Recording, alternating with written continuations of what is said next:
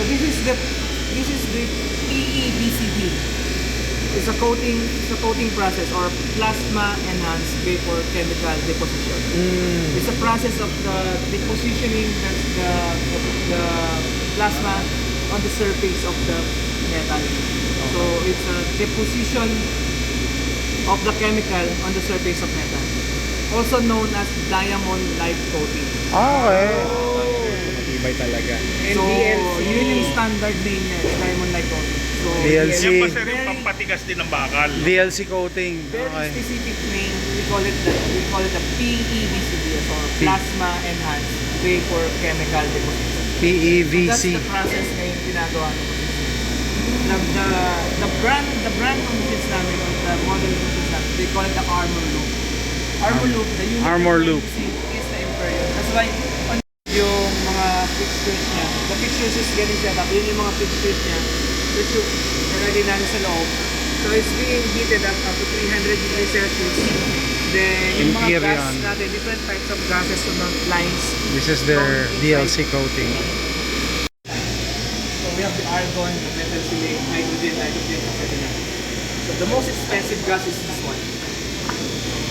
The metal silane. Metal silane. Okay. So ito yung ginagamit nyo for coating? Yes sir. So this is connected yung mga tubes papunta doon sa chamber. Ah, okay.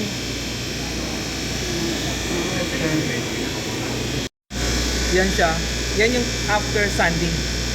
So the robot arm, sinanding niya, na-polish niya na. So ito na yung kalalabasan niya. Okay? Then the traditional is the parkerizing or manganese Parkerize. phosphate. Manganese phosphate. The lower portion is the armor loop. Now try to feel it muna. Oh. Feel the surface. The difference. Sumunod na barrel. Kasi, yan yan. Ito wala.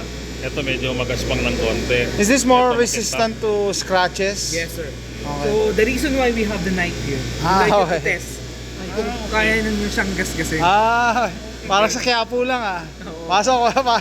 Lapit. Oh, Charles! So the Sure. manganese, Gas, The gas, honors. Gas, bayaran mo. ito siya. So ito, Ito, sa parang sa manganese Quiapo. phosphate natin, di ba?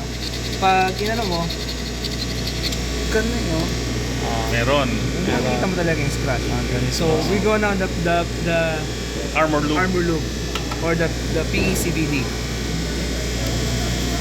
So, makikita natin, Makinis ah.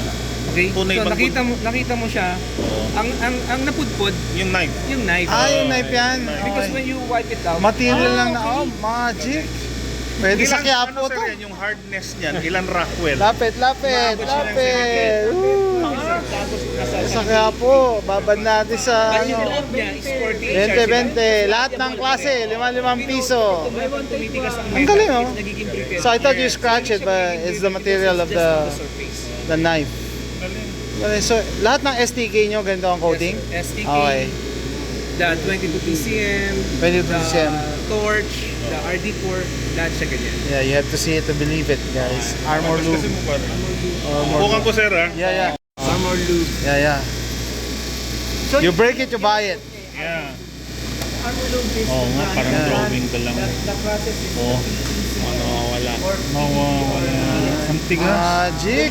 Pwede party, sir. Oo. Magic. Sukatin natin. Okay guys, actually I'm impressed because I didn't know that they do this. Armor loop. Pwedeng ipa-armor loop para di basta-basta PECVD. nagagasgas. See? No scratch as compared to this one. Okay. By his explanation, na-excite ako doon because of the technology involved.